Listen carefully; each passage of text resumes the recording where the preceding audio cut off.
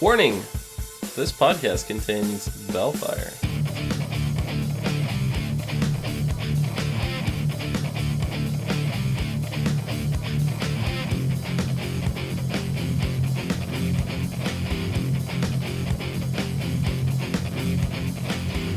What's up, everyone, and welcome to the ASOTV podcast for Once Upon a Time Season 2 Rewind, episodes 14 and 15, Manhattan and the Queen is Dead.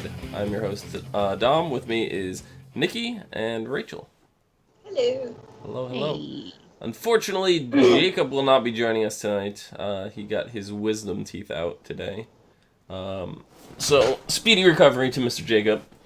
And, as always, guys, if you have not caught up to Season 6 finale of Once Upon a Time, turn back now. There will be spoilers for everything and anything in between. And possibly even stuff that is going to happen in Season 7. So, turn back now. Final chance. Okay. Turn back now. Turn back now. So, out of these two, which one was your guys' favorite? They both were for different reasons. Yeah, the last 3 or 4 episodes are kind of on the equal scale. They both have their highs and lows and they kind of even each other out. So I can't really choose. I have to, the second one was more emotional than the first, obviously. Oh my god, I found myself crying again. I'm like, I remember when this aired and I was bawling. It's just I remember. Oh my god. No, it's just the smoke in the air. It's just the smoke. Pre-mom death, Snow, I wanted to just slap so bad. Oh, she was such a little brat. Oh my god. If my kid ever acted like that, believe me, I'd spank. It's just there's no, you can't be like that at all, ever. Stop it. And I mean, Snow's mom handled it much better than I would. And she's just well. We've seen how Snow's mom was before she became queen. She was a little snooty. Mm-hmm. Yeah, she was. But something changed. We never found out what changed, made her change the way she approaches people. Yep. Which is this big hole. It's when we see, with her and Cora, and they have this interaction, and she's very nasty to Cora, and then all of a sudden she tells, we go fast forward to when she's queen, and she tells Snow to be, kind and gentle. It's well, where's the middle? Where's this little pocket information that we kind of need what happened? Yeah, where's the part that made her somber? I feel like it was kind of a same traumatic thing that happened to Snow. Yeah. Yeah. Well, we'll talk more about the second episode later. Personally, for me, the first episode here, Manhattan, was my favorite, just because it's the whole, we finally get to meet Bellfire, even though we've already met him before.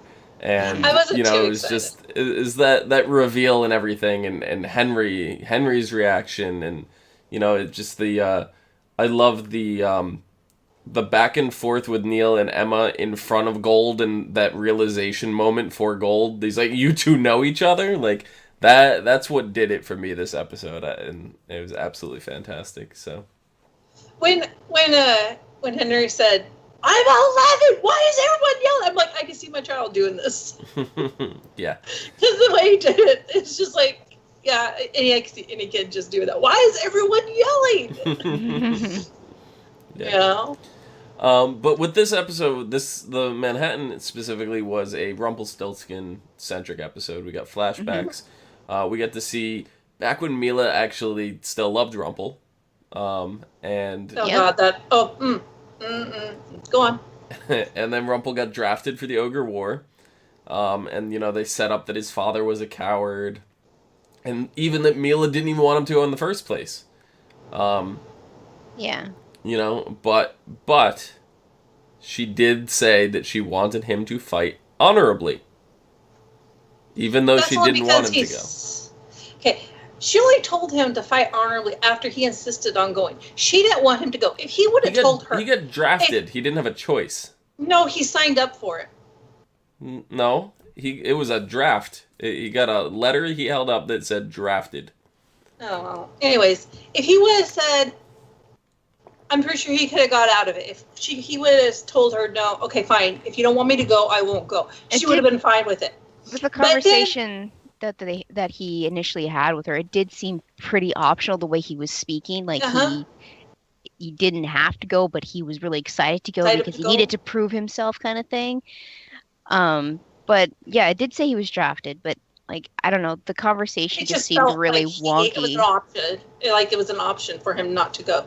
And I bet you at that time, if he would have said, "No, okay, fine, I'll stay home with you. We'll do this, blah blah blah blah blah," and found a way out, she would have been fine with it. She would have been okay with it.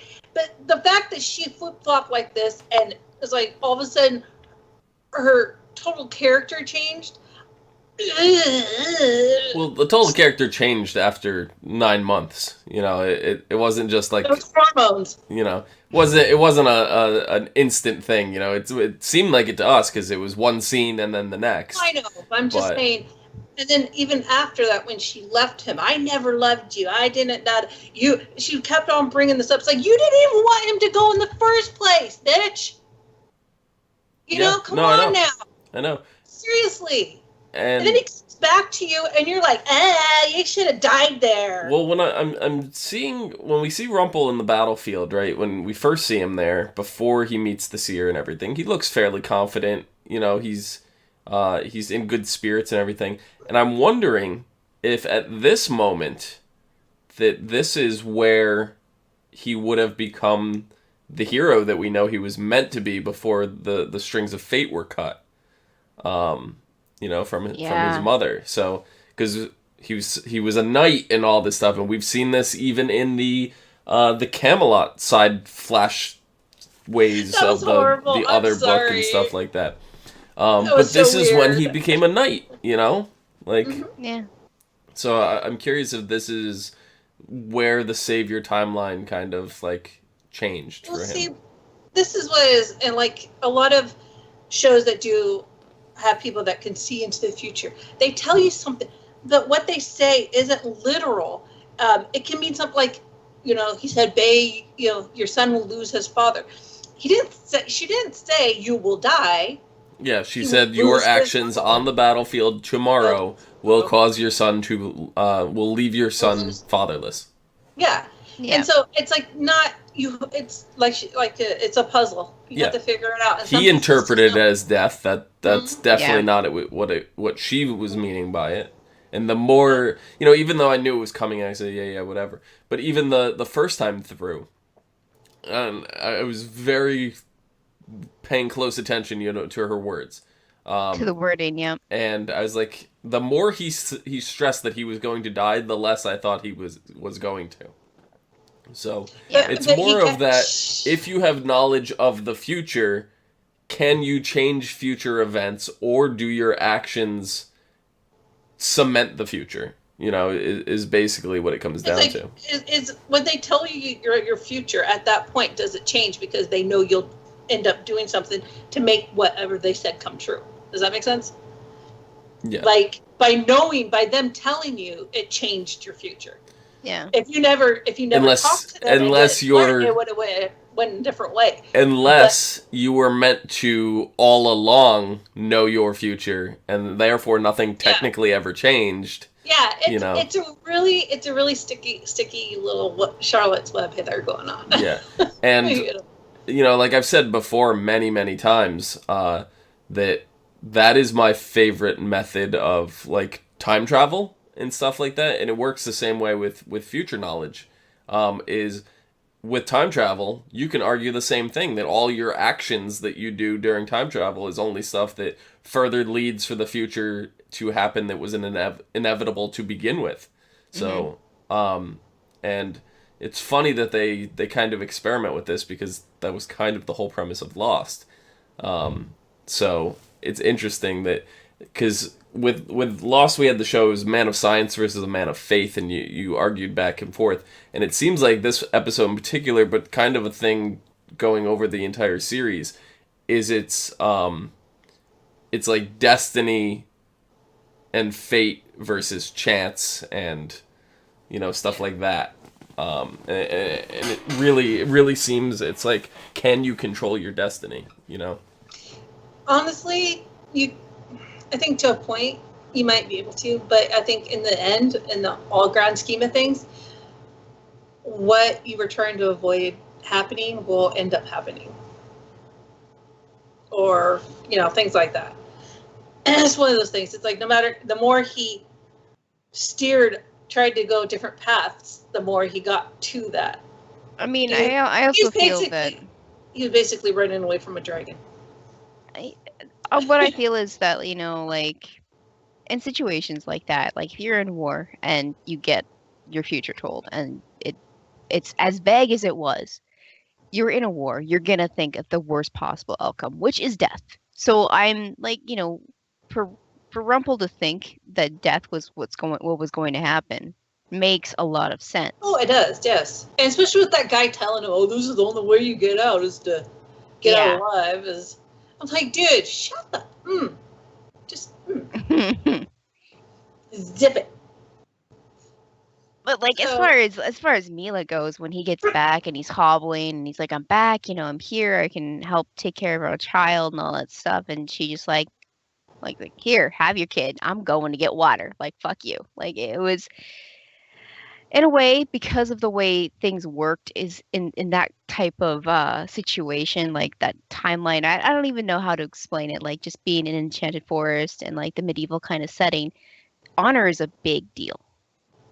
And unfortunately, so like for her to react that way is actually kind of a common thing, because like she said, word from the battlefield came back real fast. Like, she knew months before he got back. So I'm pretty sure the journey took a long time for him to get back. Especially with a leg injured like that. Yep. Okay, I want to know who saw him injure himself. There was no one around. But the thing is, like, he got told he was going out to the battlefield, and then the night before, all of a sudden his leg is smashed up, like, and nobody saw like a barrel fall on him. He picked the hammer up and smashed it, and then fell over and started crying. So you're gonna put two and two together that, there's a man crying that his leg was smashed. He was by himself, and there's a giant hammer next to him. Or he could have been moving the hammer to do something, and it fell. It could have been an accident.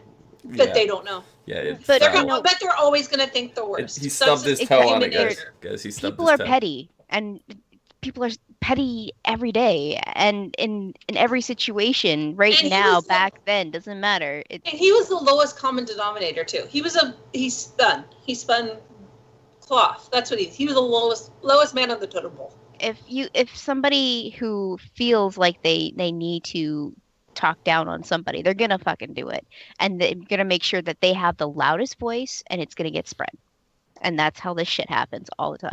It was Grumpy. Fucking Grumpy, man.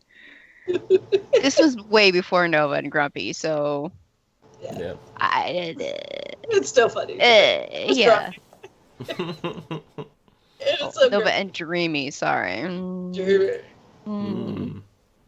But yeah, it's one of those things. It was more that she was ashamed of Rumple, especially after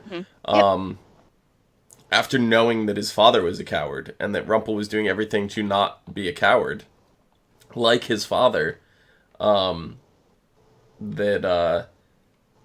She's just embarrassed. She's ashamed of him and her whole attitude. And she's like, yeah, I actually do wish you died on the battlefield. And she legit meant it, and but just to see that change was absolutely insane. Yeah, the thing is too, like, he did that so that he could go home and be a part of his son's life, unlike his father did with him. So, in his head, he was doing the right thing. But like I said, like in that situation, in that medieval time kind of structure, that shit didn't matter. Sacrificing something so you could be there for a part of your family didn't really have any kind of standpoint at all. No, I mean, and he was doing the same thing he's always done. He did it before he became the the dark way. He's thinking he's doing the right things, but he's going about the wrong way. Oh, we mentioned the devil and he appears in chat. Oh, geez.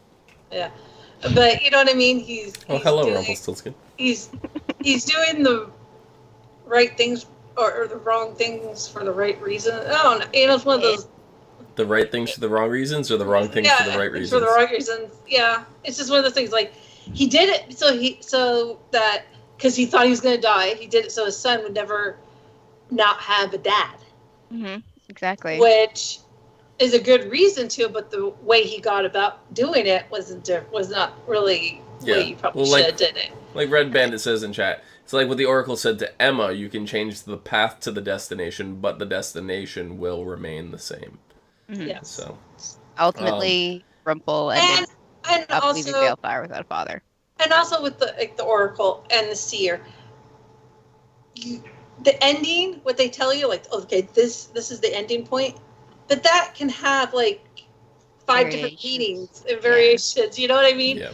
You can say, oh, you know, he beat you. Well, you know, a lot of people say, oh, you know, I'm gonna die, or you know, so it's all left up into interpretation. Yeah. Yep. Alex says so. Oh, sorry. Go ahead. I was gonna say that's why prophecies are so widely misinterpreted, because of the wording, because of how they they're vague. They're very vague. Look at Nostradamus. So vague. You know, you could take everything that Nostradamus said and apply it to everything in the world. You know, and you could be like, he called it. So, but yeah, no. Alex says, so I have a question. When Rumple gave the Seer a glass of water, and then he came back to her not in the carriage, did Rumple accidentally release her from the carriage by giving her water? I don't believe so. I think she was legit just thirsty. They said that they were going to use the Seer to gain knowledge on the battlefield, which I believe 100% is what they used to... they moved her, obviously, and then they used her knowledge or whatever to defeat the ogres, so the ogre war, and then probably released her because she was a child and they're not entirely terrible people, you know? No, but in times of war, people have done worse. Yeah, unfortunately. So. Oh, excuse me. But yeah. So then Rumple later, he does in fact find the Seer, and she predicts, oh, you want to find your son, and you will find him, and you have this long thing to do. You have to orchestrate a curse. You won't cast it. You won't even be the one to break it. You know, and that's really all I can tell. Very vague. Yeah. And she's like, that's really all I could tell. And Rumple's like, I don't believe you. So he goes and basically steals her ability. And she's like, yeah, please take this burden from me. And then Rumple's like, I don't understand. I see too much. And she's like, well, the future is a puzzle. Eventually you'll be able to separate what can be from what will be. And you will be reunited with your son. But a young boy will lead you to him. But that boy will lead you to what you seek. And that boy will be your undoing. So we now know it was not Henry. Because the way the prophecies and the future works is Bale goes missing a few times. Mm-hmm. And it doesn't state which time the boy will lead you to your son. And we do in fact know next season, in season 3, that Peter Pan does in fact lead him back to his son and to be reunited with his son, because they're very much not reunited now. Yes, they've met each other again, but they are still very much estranged. Yes, they are. And it's not until Peter Pan when Balefire and Rumple can actually put their differences aside 100%. You know, and I mean, it's so funny. It's like we've been saying, it's all up into interpretation. Granted, Peter Pan is not technically a boy. He was transformed into a boy.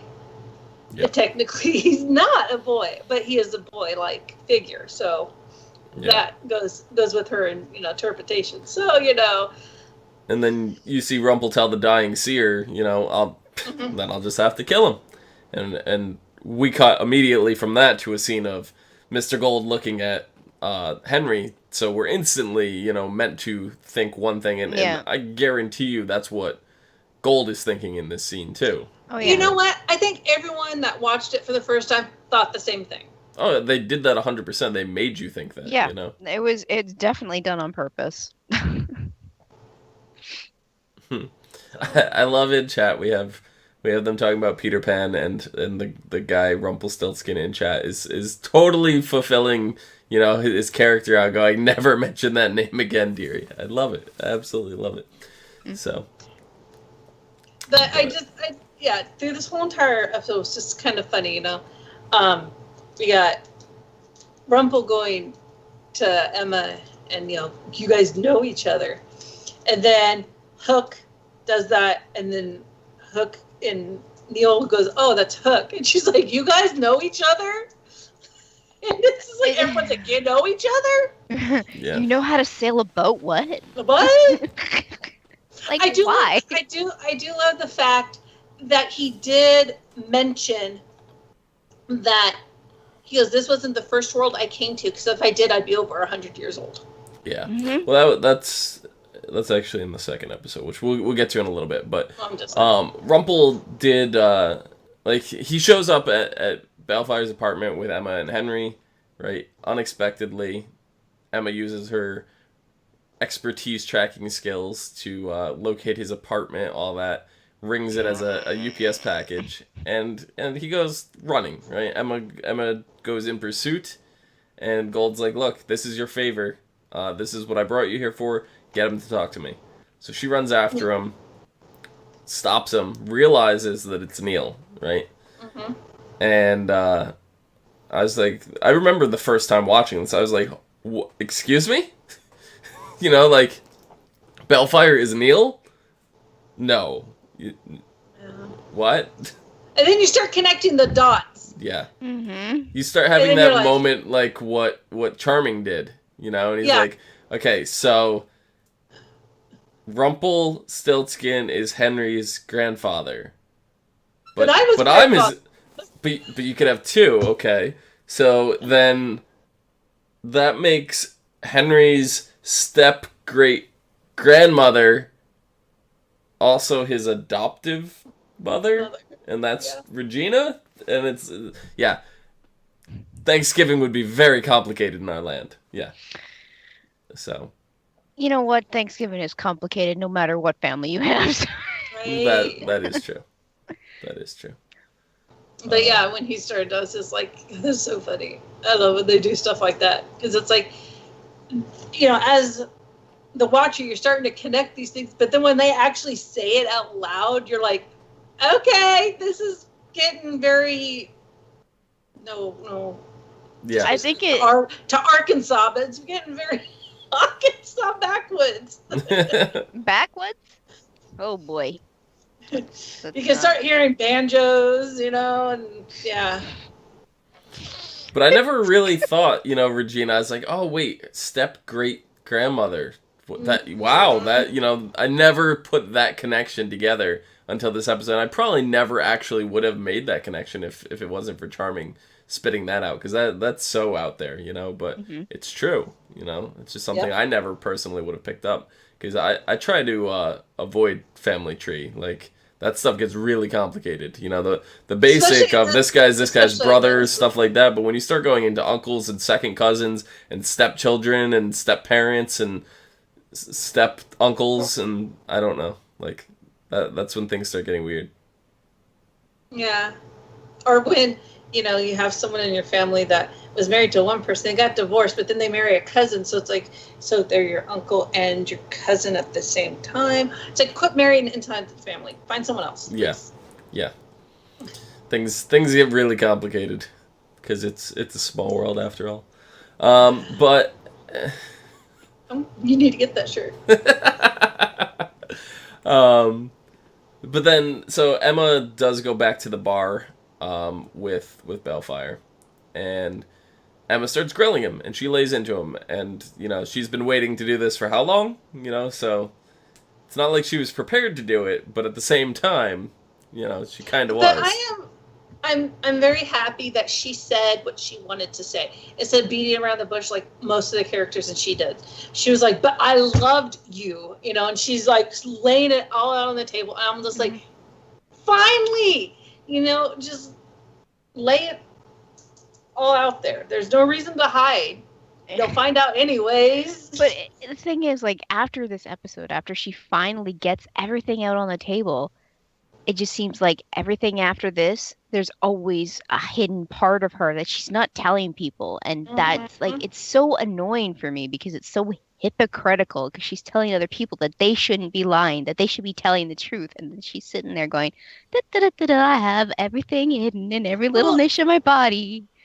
She wanted Neil to be honest with her about if he knew her, who she was before, and all this other kind of stuff. But then she's not going to tell him about Henry. Yeah. And then she's grilling him, and she wants to know if he knew the whole time, right? Because that's obviously the first question. Because this is very coincidental. It's like, are you kidding me? You mean to tell me that all these people in this curse, and then I'm the savior to break the curse, and then you just happen to be the only person running around outside of the town, out of a sea of millions and millions of people that we just happen to meet each other? There's also August, too. But, yeah.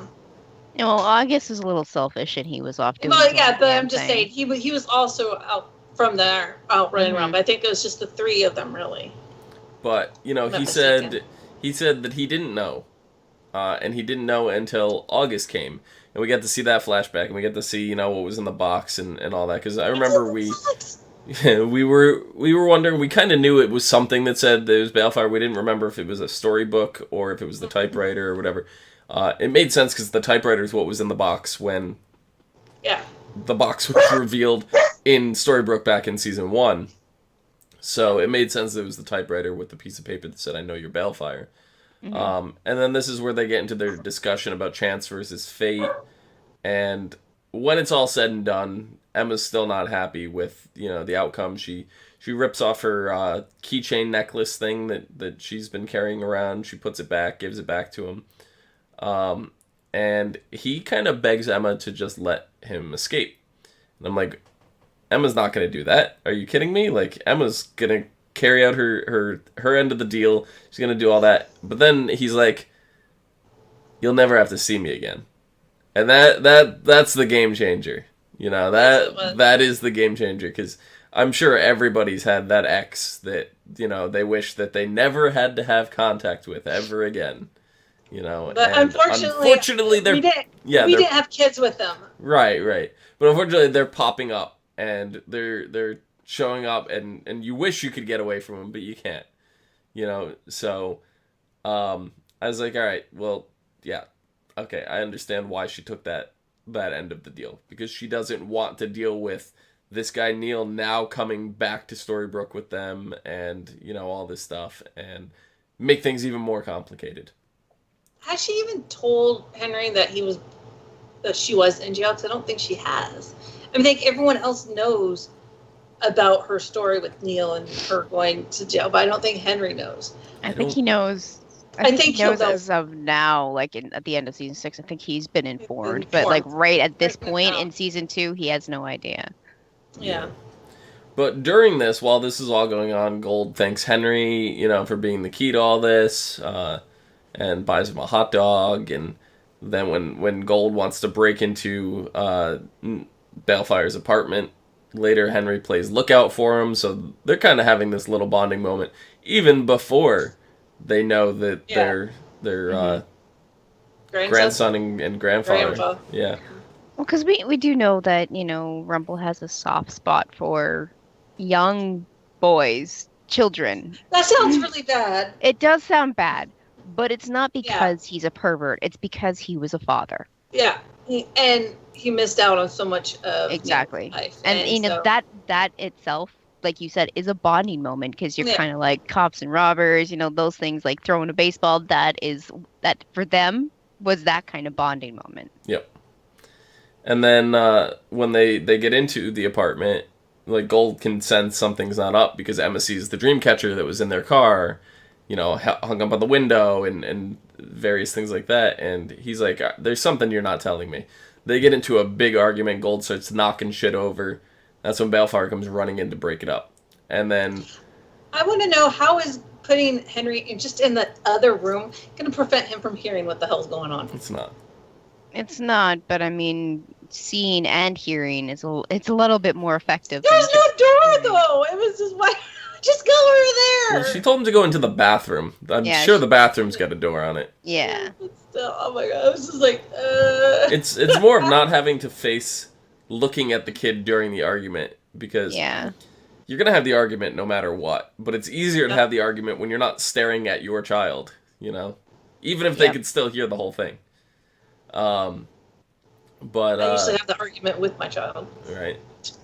But Rumple then She's like, starts to demand how they know each other, because it's very clear, because they get into like this little bickering thing. They call each other by name, like she called him Neil. Yeah. And he's like, wait a minute. So at this point, this is when Henry comes out, and then Neil's like, "Wait, that's your mother? How old are you?" You don't have to answer that. She's like, you don't have to answer that. Tick tick tick tick tick ding. And then you see Gold's going too. He's like, wait a. Yeah. If you guys did not, and you have a chance to rewatch this scene, just stare at Mr. Gold through the whole thing. And it is fantastic.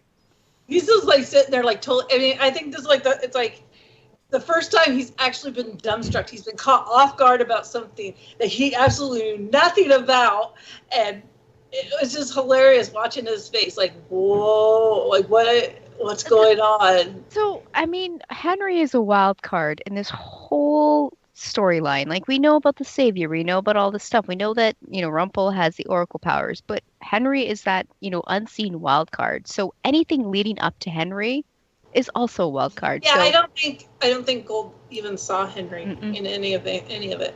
Right. Well, to a degree, I think he did, because he knew that Henry was going to be the key to getting Emma back to break the curses. So he saw Henry in the plans to a degree, but I don't think he knew that it was connected that deep. Red Bandit in chat does say that Henry found out that Emma went to jail back in season 1 from a newspaper article. Remember when Sydney was digging up dirt when Emma was trying to run for sheriff or mayor or whatever she was running for? Yeah. I think what we were trying to get at, though, was the means of how she went to jail. Yeah. Yeah, at this point, I don't even believe that Henry knows that he was born in jail. So...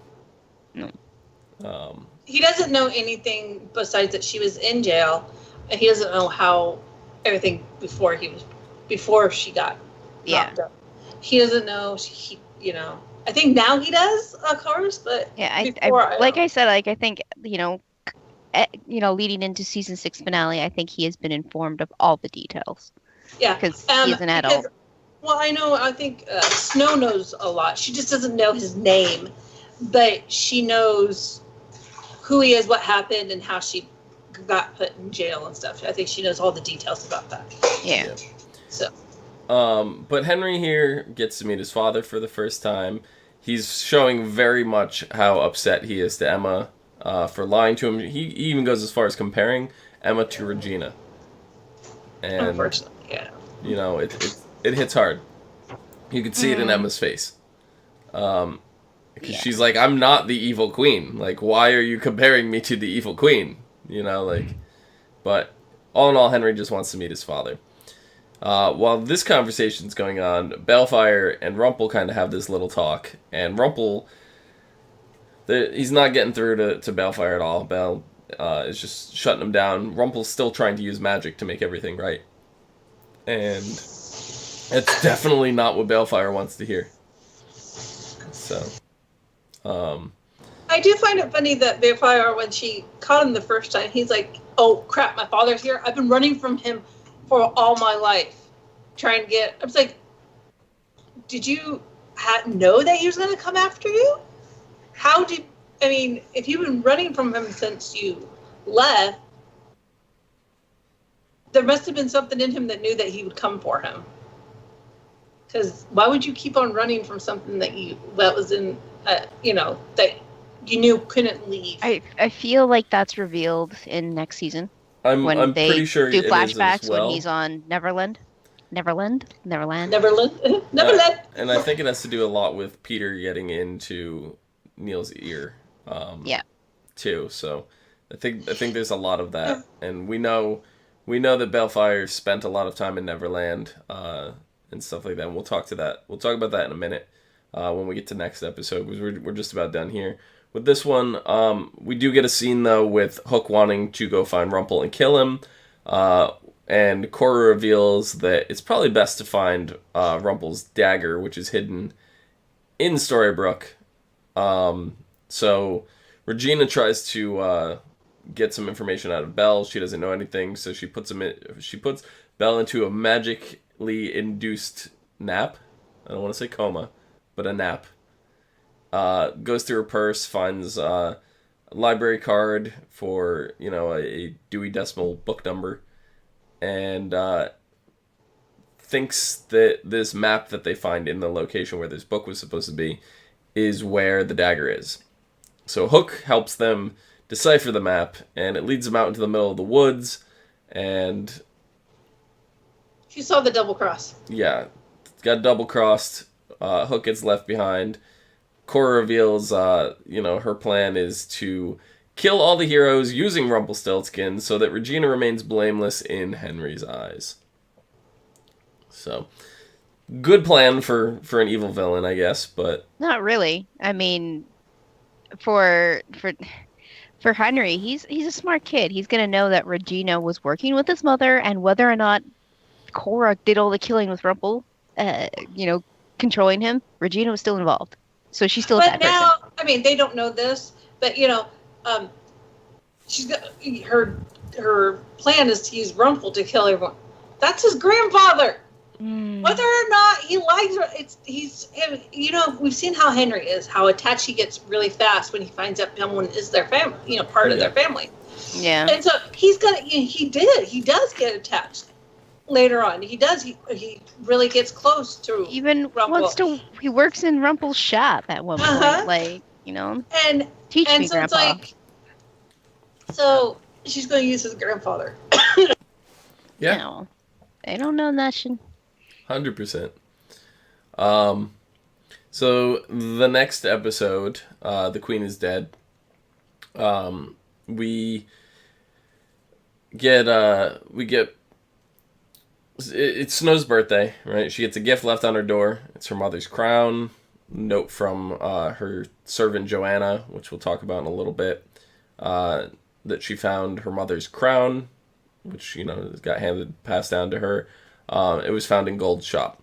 So while Snow goes to visit her and thank her for that, she overhears Cora and Regina digging out in the woods, and hears what Cora has planned, and goes to find Charming. In the meantime, Charming just got knocked out by Hook, so Hook could get his hook back.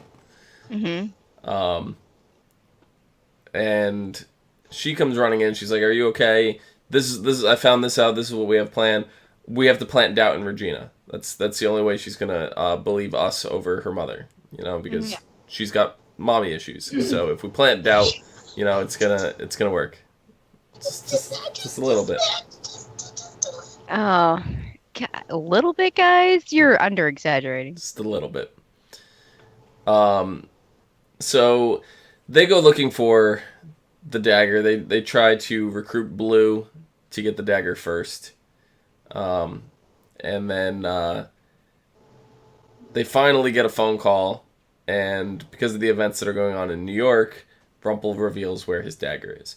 So it's actually hidden in the clock tower, tied to the back of the arms of the clock, the hands of the clock. And Was it the minute hand? I was like, that's ingenious. I don't know. I think it was the big hand, yeah. Just like I was like, that's actually kind of ingenious. You know, that is a great place to hide it, because who the hell would think to look there? You know? But Charmy and Snow find it, which Cora and Regina are not too far behind. They teleport Joanna in there and threaten her life for the dagger. Snow, being the nice, kind-hearted person she is, hands the dagger over to them, and Cora kills Joanna anyway by throwing her out of the clock tower. I feel Johanna. It's Johanna. Sorry. Joanna. Johanna. Rebecca, Julie, who knows? I feel like Cora and Regina were waiting for the Charmings to find it for them. Kind of. Like they kind of were. They were searching, but then they realized that Snow and Charming got a lead, and then they decided, let's just let them find it for us, because for all we know, and I would have loved to seen a scene with Cora. I bet she knew saying, Snow was there. we know what they're gonna do. Let's wait them out. You know, I would love to find out that was more masterminding of Cora, because we do find out later in the episode after Snow sits down with Regina and, you know, starts telling her, you know, your mom's not looking out for you, you know, all this stuff, and she's planting the seeds of doubt. And they're not really growing until, like, they get back to the mayor's office after they have the dagger. And then Regina realizes Cora already orchestrated everything that she wanted to orchestrate. Like, she's got no need for Regina at this point. So, yeah, the seeds of doubt have been cast. So it's like, why does my mother need the dagger now? Everything's already gone according to her plan, you know? Right. I wouldn't be surprised if Cora knew Snow was in the woods listening. Yeah, it's completely possible. I would not be one iota surprised at all if she already knew that. And that's why she planned it, you know, kind of thing. She knew, because Cora's like that. Yeah. She really is like that. And I can totally see that happening. And then her going, okay, she's going to go tell Charming. They are going to call, you know, Emma and talk to Gold, try to get the dagger before we do. We'll just wait around for them to find it for us. Yeah, that's how I feel. I feel like Cora was like, we're just going to wait and let them find it, because that's easy. Yep. Less work for us. I mean, well, come on. Cora doesn't want to get her answer. She wasn't even helping her daughter, who's in heels, digging in the dirt. Mm-hmm. Yeah.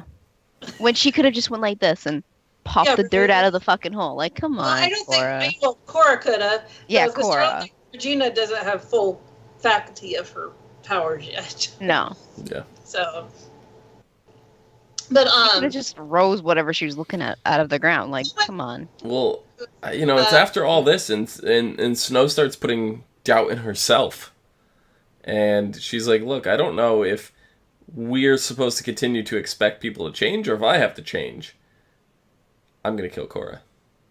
And it's just like, ooh, this is where, like, Snow started getting interesting for me, because up to this point I was like, Snow's a very transparent, one way.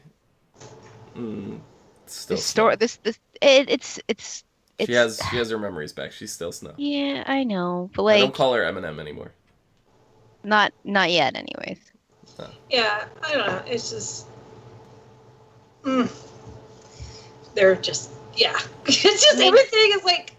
This was the arc where she darkens her heart, right? Yeah, this is. Yeah, I mean, that's Cora's objective too. You know, she even said in the flashback, she said to Snow's mother, her corpse anyway, that, you know, I'm going to darken your daughter's heart. You know, so it happens. Of course, it doesn't happen the way Cora thinks it's going to happen, but it does happen. No. Mm-hmm. And it's another one of those premonition things. Yeah. It doesn't happen the way. It doesn't happen the way you think it's going to happen, but it happens. Mm-hmm.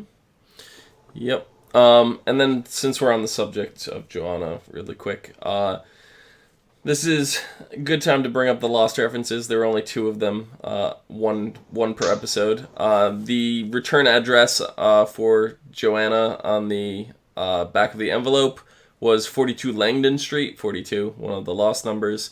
And in the previous episode, in the bar, there was the number 23 hanging up for the sign of the bar. So, All right, Another less number. I'm gonna throw a reference out. They did a Star Wars reference in this one. They did. Because little Snow goes, Blue Fairy, you're my only hope. Oh my god! You know what? Oh my god! Really? I didn't even catch Seriously? that. Yeah. Star Wars. I want to reference. puke. Yeah. Yeah, I was gonna get there, but we didn't get to the flashbacks yet. But and then so while all this has been going on, we see some bonding between Neil and Henry. Right? They go out for pizza.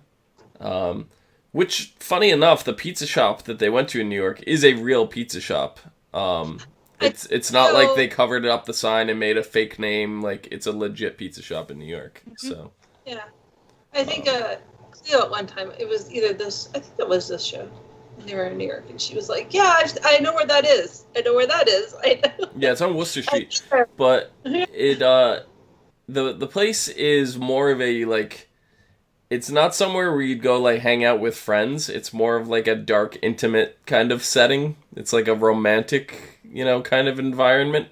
So it's probably not the place that Neil wants to be taking Henry. It's a little weird, but... Maybe they have the best pizza, apparently. Apparently. But, Neil and Henry are bonding, like, right off the bat. Like, the conversation on the way into the pizza. No, the best pizza is from the dragon's breath of the... No. Like, he's kidding. No, it's New York. But, and then when they're in there, Gold convinces Emma to ask Neil to come back to Storybrooke. So, basically, so Henry won't run away to go find his father like he did to Regina. Because now that Henry is comparing Emma to Regina, especially just after Gold's having this conversation, and Emma asks how the pizza is, he goes, "Oh, it's nice and cheesy, and it doesn't lie to me." And I was just like, oh my god, Henry. Seriously? Oh, 11-year-old brains. I know, Like, little sassy little brat. Oh, Been there, done that, still in that sassy ass. yeah. Yep.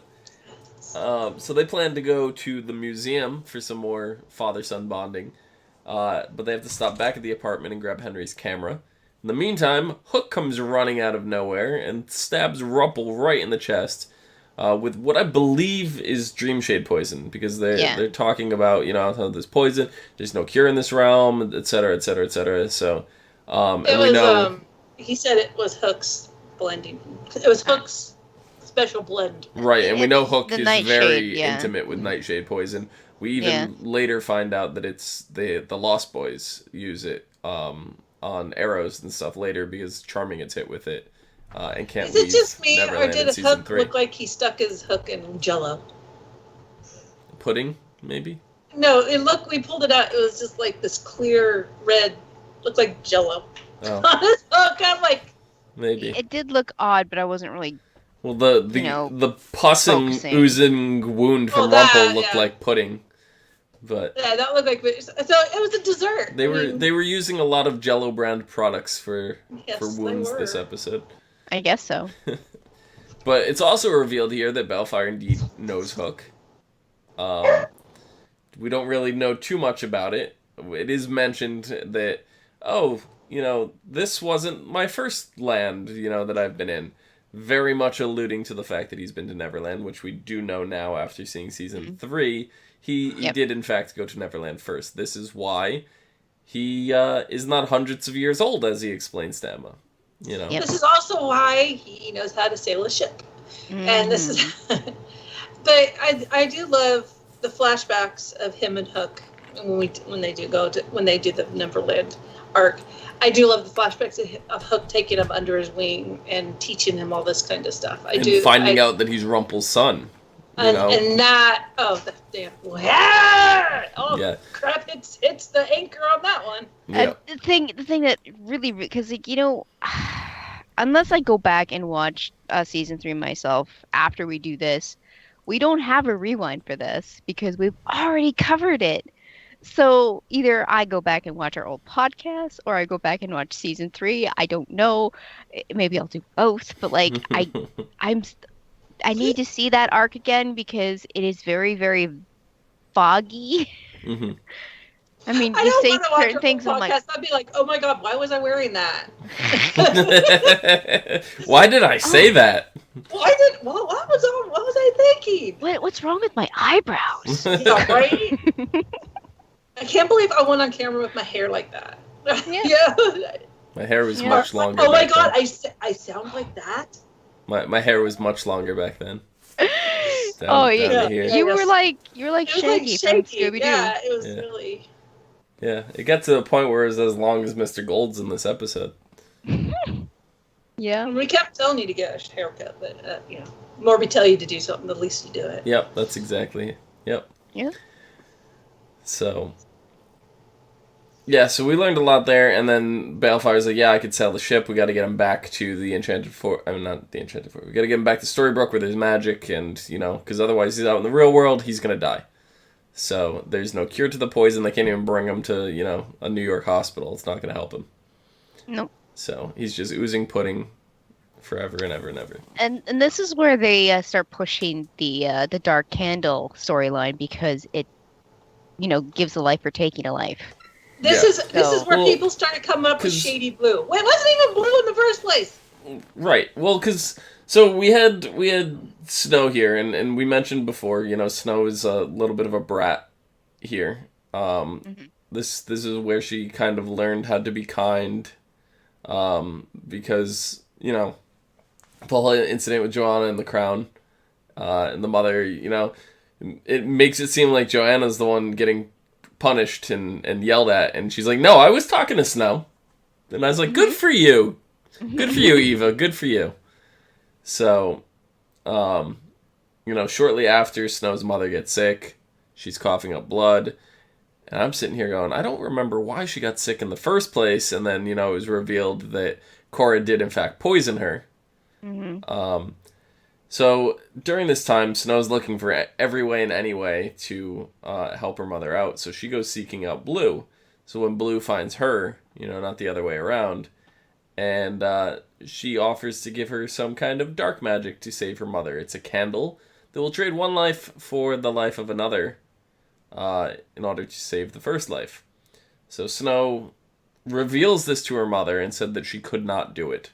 So instead of, you know, Eva being upset that she's going to die, she commended her daughter for staying true and staying good, you know, and all that. Well, even when they were trying to get into Gold's shop, when they were with Blue, and Snow was like, "I kept your secret." She's like, "What are you talking about?" She's like, You don't have to put up a ruse anymore, Blue. It's fine. We're gonna tell all the secrets. And she's like, "What are you on, Mary Margaret? Please." I laughed so hard. I know she did give her that look, like what? Bitch, Like you you- cray. I know. Like the look you give your tween daughter when she does something. You're like, what? Why would you do that? Wait, you're eating a salad? What?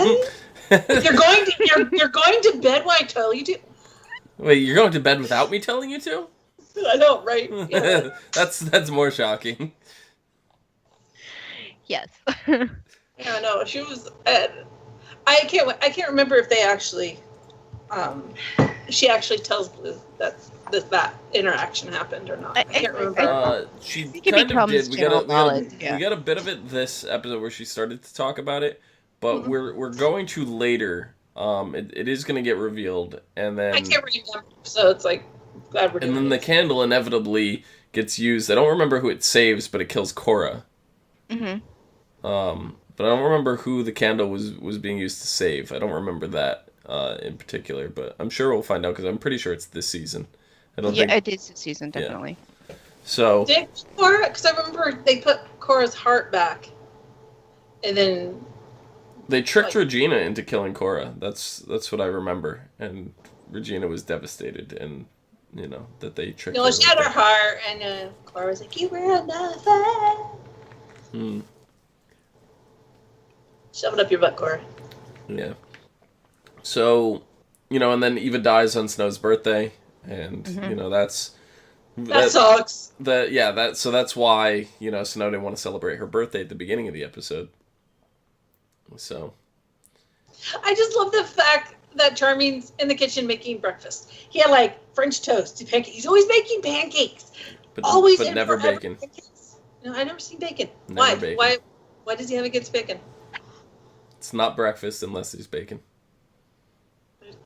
There's no bacon. So. They gotta change this. Chop chop. Hello.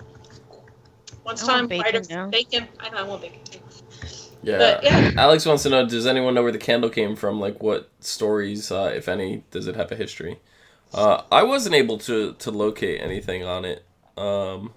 It's kind of a generic, like, spell or myth throughout. I mean, I think it's found in different mythologies, different fairy tales. It's just one of those things, like, it's not necessarily a candle. It could be a potion that you give this potion to this person and they die and their life gets transferred to the person that's dying, or it's a spell, or I think it's just one of those generic little tropes I have.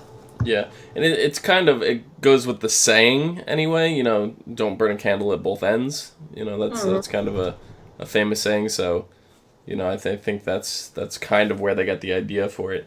And I know that the candle was not the first candle that they made as the prop for the show. They had a prop that they made before this.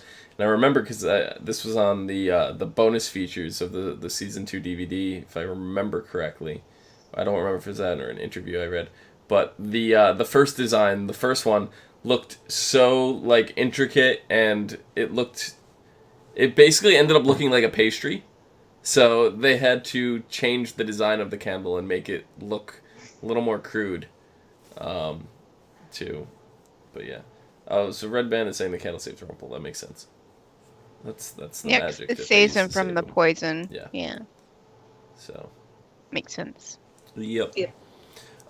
So anyway, the next episode. Well, do you guys have anything else I should say before?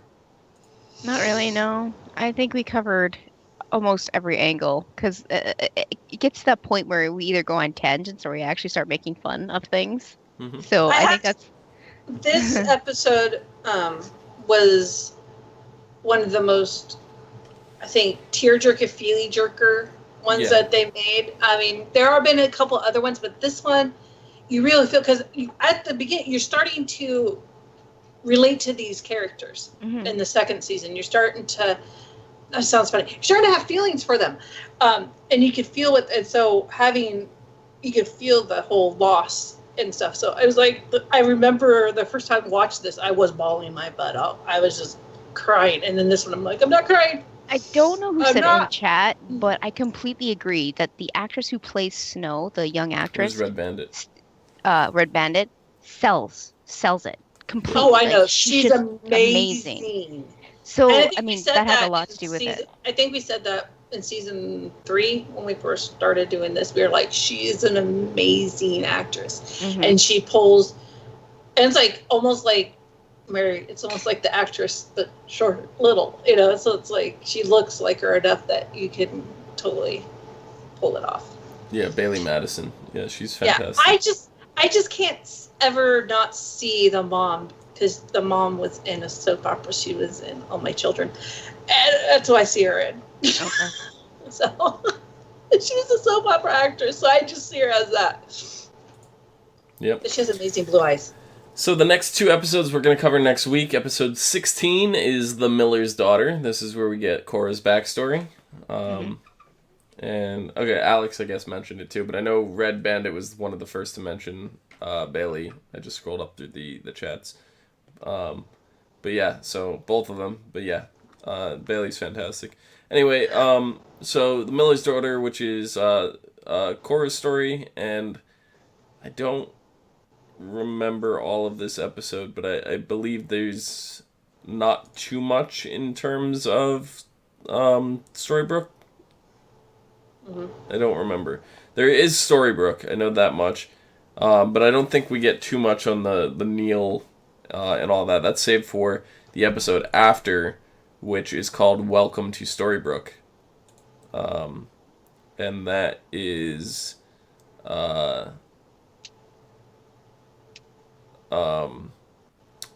Welcome to Storybrooke is the episode where we get the Greg Mendel backstory. Okay. Oh yeah, did we forget to mention that he videotaped Regina taking things out of her purse? Yeah. Yeah. So we get that, Really? and the fact that this is where we meet Neil's fiance, Beyonce, Joanna. John. not Joanna.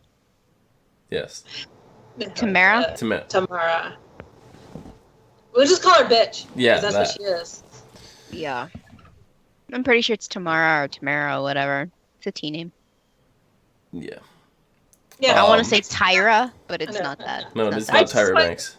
I just find it funny that they have this person, that stranger that comes in, Tamara. and that they're just freely using magic around him. Yeah. And then what's interesting is Tamara's also Greg's girl. So, She's It's her. her. yeah, Her. it's her. It's her. So, we'll get to that, and that's gonna be interesting when we get there. I hated them so much. Hated them. I love the actor that plays Greg, though. I've liked him since Clueless and stuff. So Yeah. Or the actress who plays Tamara, Sonequa Martin Green. She was on The Walking Dead, I believe. She played. Well, I can't think of the character's name now. no, please. He was on Can't Hardly Wait. Sorry. That was a season I actually Sasha. watched. Yeah. Sasha. Sasha. She played Sasha, Sasha. and she's also playing the captain of the ship in Star Trek. The Discovery series, the one Yeah. that's coming out very, very soon. Yes. Yes. So, yeah, I totally blanked, Alex. Thank you, though. So yeah, that's what we're gonna be covering next week. So thank you guys so much for joining us. Nikki, where can people find you? On Twitter at LadyVenom24, LadyVenom24. Excellent. Rachel, where can people find you? They can find me on Twitter at VikingWitch76 and on Twitch at VikingWitch, where I've been doing World of Warcraft streaming right now. Hopefully, I'm trying to get into the creative. I'm gonna sew the bunny suit from Christmas Story. Ooh. And you can find me down below at Phenomenon, PHENOMEDOM. You can find us all and more on Facebook, Gmail, G+, Twitter, Space, and right here on YouTube at /ASOTV podcast for some more podcasts for some of your favorite TV shows, games, and movies. Until next time. See you guys later. Princess Way. Elbow, wrist. What? What?